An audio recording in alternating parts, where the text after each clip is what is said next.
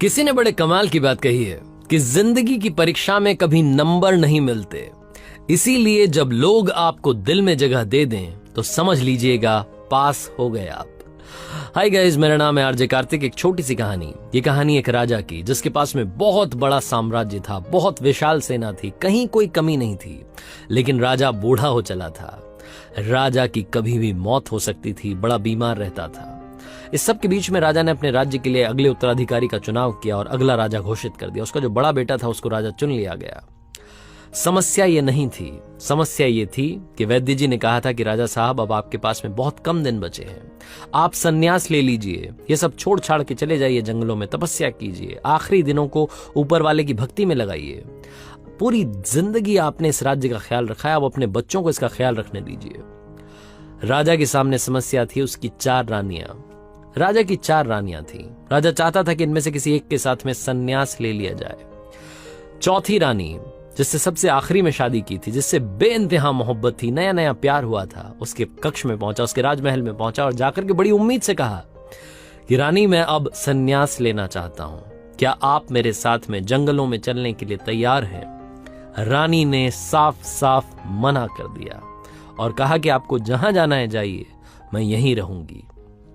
राजा को समझ में नहीं आया कि मेरे मुंह पर बेइज्जती हो गई। मैंने इतना प्यार किया, इतना ख्याल रखा और मुझसे कहा जा रहा है कि आप जाइए जहां जाना है। राजा मुंह लटका करके उस कक्ष से, उस राजमहल से बाहर निकला और तीसरी रानी के राजमहल में पहुंचा। यहां बड़ी उम्मीद से जा रहा था, यहां भी मोहब्बत बाकी थी। जाकर के उस तीसरी रानी से कहा कि आपसे बेइंतहा मोहब्बत करते हैं, बहुत सारा प्यार करते हैं, क्या आप हमारे साथ में जंगलों में चलने के लिए तैयार हैं? हम अपनी जिंदगी के आखिरी दिनों को जंगलों में बिताना चाहते हैं, संन्यास लेना चाहते हैं। तीसरी रानी ने कहा कि ये क्या पागलपन की बातें कर रहे हैं, आप यहां रह करके भी अपनी जिंदगी बिता सकते हैं, आपको यहां रहना रही, हम आपके साथ हैं, लेकिन अगर आप जंगल में जाएंगे तो मैं दूसरी शादी कर लूंगी, मुझे आपके साथ में नहीं जाना। राजा यहां से भी मायूस होकर के, उदास होकर के दूसरी रानी के, जो दूसरी रानी थी, इससे दूसरी शादी की थी, उनके कक्ष में, उनके राजमहल में पहुंचा। बड़ी उम्मीद से जा रहा था, मन ही मन सोच रहा था कि दूसरी रानी बड़ी बुद्धिमान है। जो उस राज्य के पॉलिटिकल डिसीजंस होते थे उनमें वो रानी जो है फैसला लेने में राजा की मदद करती थी, बहुत बुद्धिमान थी, हर बात समझाती थी कि ये सही कर रहे हो, ये गलत कर रहे हो, इसे वापस से सही करने की जरूरत है। तो राजा बड़ी उम्मीद से जा रहा था। वहां भी थोड़ा बहुत प्यार बचा था कि काश वो एक बार हाँ कर दे और उसके साथ में अपनी जिंदगी के आखिरी पल बिता लूं। होता ना, इंसान को लगता है कि कोई ना कोई होना चाहिए जिसके साथ में जिंदगी के आखिरी पल बिताए जाए। बड़ी उम्मीद के साथ में उस रानी के राजमहल में पहुंचा। उस रानी से जाकर के वही बात कही जो बाकी रानियों से कह रहा था कि रानी, मैं जंगल में जाना चाहता हूं, संन्यास लेना चाहता हूं, जिंदगी के आखिरी पल बचे हैं, इन्हें बिताना चाहता हूं, क्या आप मेरे साथ चलने के लिए तैयार हैं? दूसरी रानी ने कहा कि राजा साहब, बड़ा मन था आपके साथ चलने का, लेकिन नहीं चल पाऊंगी। आपके सारे फैसलों में आपका साथ दिया, लेकिन यहां आपका साथ नहीं दे पाऊंगी। एक काम कर सकती हूं, मैं भी आपसे प्यार करती हूं, जब आप इस दुनिया को छोड़ करके चले जाएंगे तो आपका अंतिम संस्कार करवा दूंगी, सारे अरेंजमेंट्स कर दूंगी, आपको परेशान नहीं होना है, आप निश्चिंत होकर के जाइए जंगल में, आपको जो करना है, तपस्या करना है कीजिए, सन्यासी बनना है बनिए। आपके जो आखिरी अंतिम संस्कार के कार्य होंगे बिल्कुल शाही अंदाज में होंगे, आप इस बात की चिंता मत कीजिएगा। राजा वहां से भी मायूस होकर के, उदास होकर के लौट रहा था कि अचानक से एक आवाज आई कि राजा साहब, चलिए, कहां चलना है? मैं आपके साथ में चलने के लिए तैयार हूं, आप बताइए कि कितने दिन जंगलों में बिताने, मैं आपके साथ में चलने के लिए तैयार हूं। राजा ने मुंह उठा करके देखा तो उस राजमहल के दरवाजे पर एक कमजोर सी स्त्री खड़ी थी, जिसके शरीर पर कोई गहना नहीं था।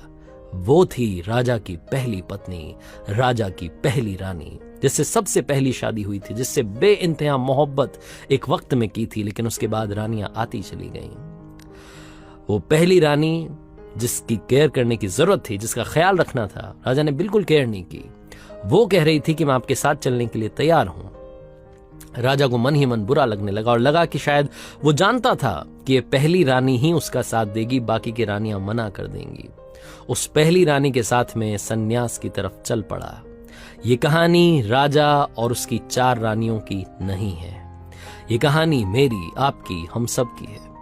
ये कहानी उन 4 रानियों की है जिनके बारे में आपसे बात करना चाहता हूं। चौथी रानी यानी कि आपका शरीर, जिसके बारे में आप दिन रात सोचा करते हैं कि कैसे इसको फिट रखा जाए, किस तरीके से शानदार बनाया जाए, गोरा हो जाए, किस तरीके से रंग बदल ले, बहुत सारी चीजों के बारे में हम सोचते हैं शरीर की, लेकिन ये आपके साथ नहीं जाने वाला।